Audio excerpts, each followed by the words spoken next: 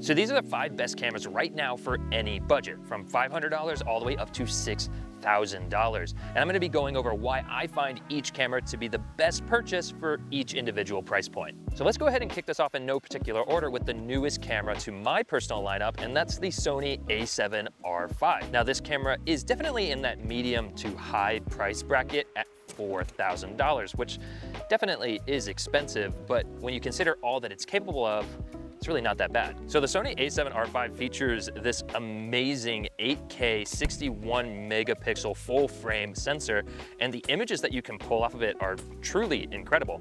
In fact, I rented this camera in order to do astrophotography back when I did the Canada video. If you haven't seen it, definitely go check it out. It was a ton of fun to make, and I ended up liking the camera so much that, well, now I own it. Now this camera is really great for photography, but it's also especially good for videography.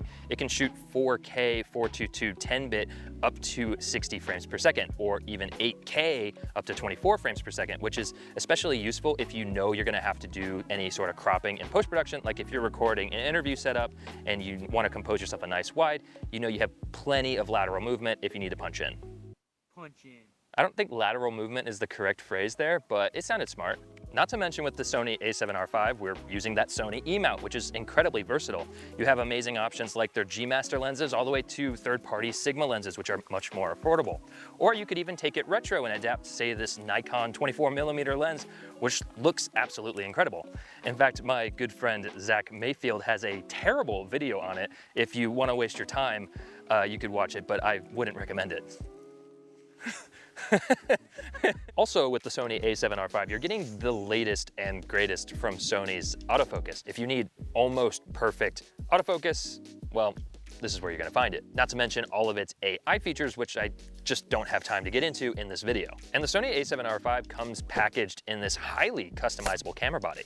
I mean, look at all of these custom buttons. They just riddle this camera. I think you have 1, 2, 3, 4 different custom buttons, and you also get these amazing dials, 1, 2, 3, and 4. And this one also has a locking feature, so you could set that up to be your shutter, and once it's set up to be double your frame rate, you can lock it so you're not accidentally messing that up. It is really well engineered. And honestly, what everyone raves about this camera is, of course, this flip tilt screen hybrid. I mean, golly guys, we can finally make the photographers happy, and we can also get our flippy dippy screen. Oh, and by the way, if you're looking to pick up this camera right now, it is on sale as of recording this video. So if you have been considering it for a while now, well, this could be the time. So the next camera on this list is actually the most affordable camera on this list. And of course, I'm talking about the DJI Osmo Pocket 3.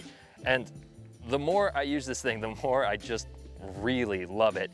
It may be cheap at just $500 compared to all these other cameras, but it hits way above its weight class. So believe it or not, this little sucker is capable of shooting up to 4K 10-bit 60 FPS, and it's doing all that on a brand new 1-inch sensor, which is considerably larger than most smartphones. If you do need it to be a little bit more professional, it can also record in D-Log, which is really great to see. But this is a DJI product, which means it has a ton of really fun tricks, including Active Track 6.0, which is just perfect for solo filmmakers. Highlight what you want the Osmo Pocket 3 to track, and it does the rest. Oh yeah, this is also my new fidget toy. I mean, check out this flip screen, or is it more of a switch screen?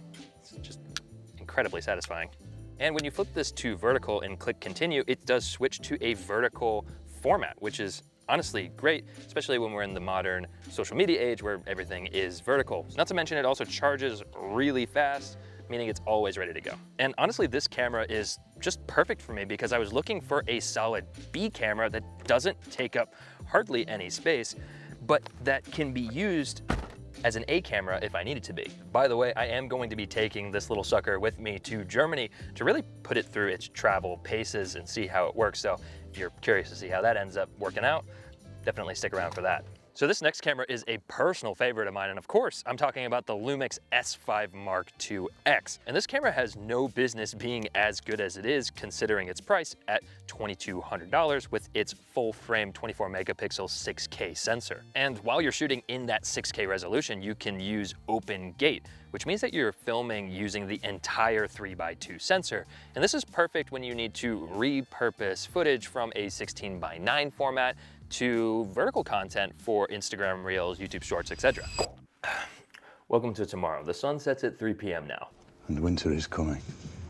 But that's just one of your options. Honestly, this camera has so many different frame rates and resolution options. It's kind of nuts, making this one of the most powerful cameras for its price point. Of course, the Panasonic S5IIX has a plethora of other features, including shutter angle, amazing image stabilization, this incredible blacked out design. I mean, just check out how pretty that is. Not to mention phase detect autofocus, which was introduced with this camera. I mean, it really is incredible, making this potentially for $2,200 the best bang for buck camera in the entire market. By the way, I hope that you all have been enjoying the music in this video because it's all from today's sponsor, Audio. If you all are in the content creation world, you understand how important music is for your creative workflow. And Audio has a plethora of high quality music from a wide selection of different genres. And honestly, that's fantastic, but I'm looking forward to their brand new feature they're about to roll out where you can drop in any song into Audio and it'll find you similar songs from their library. So as you do, if you're looking for a song similar to the Halo 3 ODST soundtrack, because that soundtrack is legendary, you just drop that song of your choice into Audio and boom, it gives you selections of similar songs. It is pretty awesome. Also, I don't know why, but if you use my link in the description and sign up for Audio, you do get 70% off, which is kind of nuts. And they also have a brand new monthly subscription plan, which is even more affordable than all their previous plans. So this really is the best time to sign up for Audio. So there's actually a brand new camera that is demanding a spot on this list. And of course, I'm talking about the Sony A9III. Now, unfortunately, I have yet to get my hands on this camera. Sony, please. But my buddy Terry Warfield actually got early hands-on access at the New York event, and he was willing to share his thoughts. I know global shutters have been around for a while, but we're not gonna act like what the Sony A9 III brought to the table wasn't game changing. It's the first camera to bring a global shutter to a consumer grade, pro camera, right? But it's tailored for photography and video. Being able to shoot 120 frames per second with full autofocus and track it is wild. Being able to shoot with a maximum shutter speed of an 80,000th of a second and being able to flash sync also at that speed is wild. Being able to shoot 4K 60, 4K 120, no crop, no rolling shutter problems or anything like that. Not having to worry about banding artifacts and rolling shutter artifacts and things like that. All of these things are game changing. And I get this is not the camera for everybody. Also, it's not a perfect camera, but we're not gonna act like the tech in the A9 III is not amazing, because it is.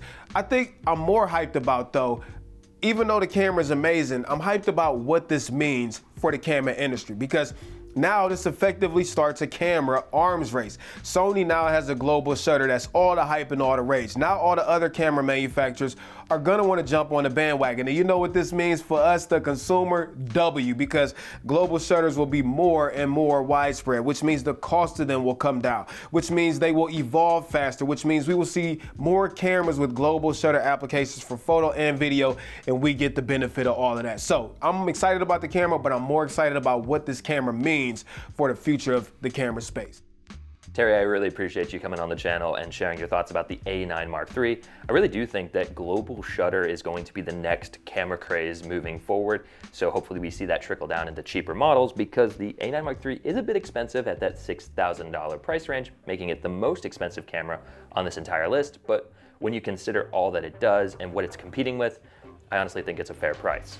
Okay, so the camera rounding out this list definitely makes me a little bit mad to include, but if I'm being honest with myself, the iPhone 15 Pro is definitely one of the best cameras that you can possibly buy right now. Smartphones have really just become such a reliable pocket camera over the years, and now with the inclusion of Apple Log, it really has just gotten so much better. One of the only things holding it back is that you do need to use external storage of some kind when you're recording, because those ProRes log files are so massive. Well, that, and also if your mom calls you, the camera app closes and you can't use your camera when you're talking to your mom.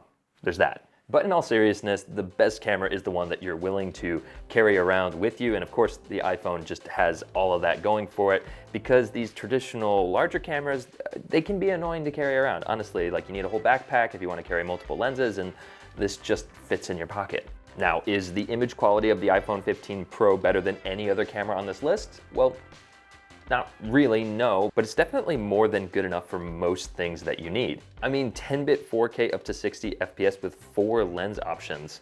That's pretty hard to beat.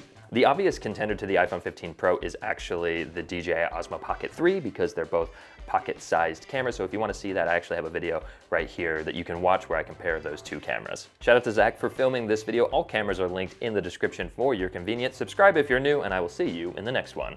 Take it easy, guys.